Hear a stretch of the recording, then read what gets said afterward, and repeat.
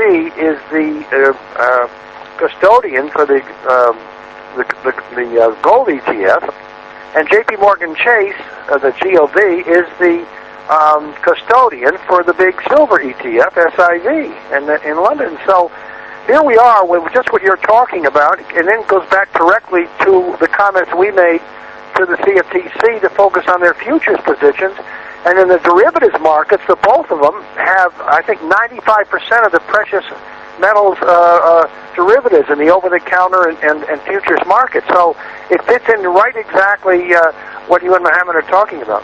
Well, and so now let's move on, Bill, about this next phase here, where we actually got a gentleman from the inside of the trading, and this is all over the net, so the French Connection listeners, by and large, are already well aware of these facts. But could you give a thumbnail on Mr. Maguire's revelations, and then the importance of what he said? Because basically what he did is confirm that the fraud being perpetrated was in fact real, and you had been claiming this for years, and now you had somebody who actually was a trader, and his pedigree actually brings him back to Goldman Sachs, does it not? Yeah, he used to be a trader with Goldman Sachs and had these buddies, J.P. Morgan Chase, and they were fortunately had a couple of too many pops one night, and they're so arrogant. They're laughing at everybody how they're making money because they manipulate the market, and other people they just do what we think. What we have been saying is they gang up together and probably in cahoots with the Fed and the Treasury who give them signals. And what happened was he got mad at them because he said it's wrong, and they were laughing at anybody. And actually, he himself admits that he went along with their trades. They signaled the market to the other traders. They all jumped on the same trade, forced out unsuspecting speculators, and were just making fortunes. And so what happened was Andrew Maguire went to the CFTC last November and told them what was going to happen and when in advance, and even as it was happening. Yep. So there was an email trail of this, and so what happened was then he thought he would be able to testify on this big stuff because he's got the emails on the CFTC hearing. They shut him out, and he got so upset a couple of days before, and he contracted. And I've talked to Maguire over the years. He went to Adrian Douglas, who he subscribes to Adrian's market analysis, and told him the whole story, and produced the emails, and actually has a taped conversation with the CFTC, another subject because we're dealing with it for legal, trying to get it legally because you can tape somebody else, but you can't give it to a third party. And so anyway, he gave us all this stuff, and I was then able in my question and answer period to bring up the emails and tell everybody what happened, what J.P. Morgan was doing, and I presented it to the CFTC. It was a big bombshell. It was a big whistleblower event, and it's what has helped catch what God has done. It's caught fire all over the internet because it's what we've been saying for 11 years, and here is exactly what we're saying is happening. And there's emails between Maguire and the CFTC that were produced. I mean, it's a bombshell.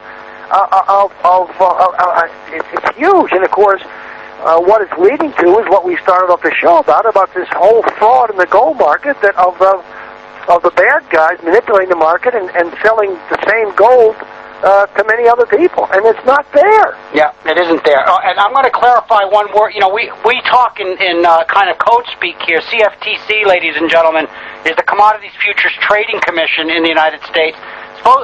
Similar to the Security Exchange Commission, they're supposed to have enforcement oversight over the commodities trading in the United States, and in fact, it is a part of their job description to ensure that these very things don't take place in the market, and the fact that they've been made aware of these things and done absolutely nothing about it means that they are a defunct organization as far as I'm concerned, because they have done their main goal as an organization has been abrogated to a criminal enterprise. And I have to say to both you gentlemen, we are talking about a huge sum of money traded. Bill, I want your take on how much money is really being discussed here as far as trading sums and fraudulent, 100 times over to subscribed.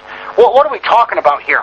Well, my colleague Adrian Douglas is the expert on this, but I mean, it's just huge amounts of money, and that's what the attention. If you get the actual value of the gold traded on a daily basis, I forget the exact number, but it's astronomical. I mean, and it's like a red flag, just like as you were mentioning earlier. And Adrian has been all over this, and it appears he's been dead on. We got it confirmed by one of the people we're going after. It's in a bizarre twist. So, yes, it's huge. I don't have the exact number, but it's so big that it stands out like a sore thumb. Well, I actually wrote on my website that it could be as high as 4.5 billion. I mean, trillion of total amounts.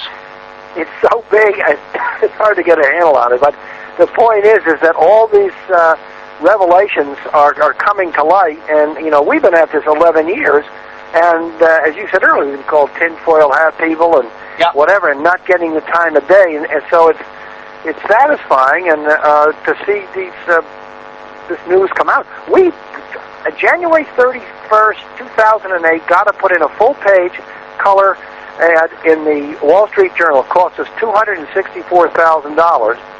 And we talked about the catastrophe and disaster coming because of what the rigging of the gold market is allowing these other dysfunctions to occur. And 2 months later, sure enough, the markets collapsed. And that's because gold is used as a barometer, a thermometer of U.S. financial market health, just the way it is. Every time gold goes up sharply, there's old talk of inflation or things that are problem or a dollar problem, a crisis. So they diffused the barometer and toned it down and made it dysfunctional. And we were right. Well, you were right. Now, let's talk a little bit about how they quashed the true value of gold in the marketplace. Mohammed, I want you to describe for everybody what a short position is and what a naked short position is. I'll give you mine, and then you could add color to it. A short position is having an asset and then knowing that in your belief system it's going to fall, so you take a position that that particular asset's going to lose value, and if you're correct, you're going to win the difference between its present price and the fallen price. But a naked short is somebody who doesn't have control of an asset, who is allowed actually to act as though he is an owner of an asset in the same relationship. In other words, you're saying that an asset's going to fall in value, but you have no asset to put that on, which means you're basically making a bet on something that you have no right to be involved with. And I know that's kind of difficult because short selling is a hard concept for a non-financial person to understand. And considering tens of thousands of people listening to this, is there a generic way you can describe what a short is and what a naked short is? I think a good way to understand it, Darrell, is to firstly make a nice distinction also between the two types of market. The London Bullion Market Association is dealing in physical gold. That's right. Physical gold only. There are no contracts there for future delivery. It's bought and sold on the day, and then 2 or 3 days later cash and certificates of ownership change hands. When we look at, say, COMEX, which is the world's foremost futures market on gold, what we're talking about there, a good example is you say if we were a gold mine and we want to sell irrespective of what's happening on the London Bullion Market, and we want to start taking some money in today based on future production, what we can do is we can actually go and sell some futures for future delivery 3 months from now or 6 months from now on COMEX against our future production. And what happens is that we will receive some money in as at today, some deposit money, which we can finance the operation with. We then deliver to a COMEX safe house on the day that the contract becomes due, and we receive the balance of the payment. That's typically how gold gets into the safe houses. Now, obviously, other people, and in that sense, you're kind of selling short, because you've sold something, and this is why it's permissible, why this stuff occurs in the first place. As a gold mine, we've got some production coming, but we're selling future production.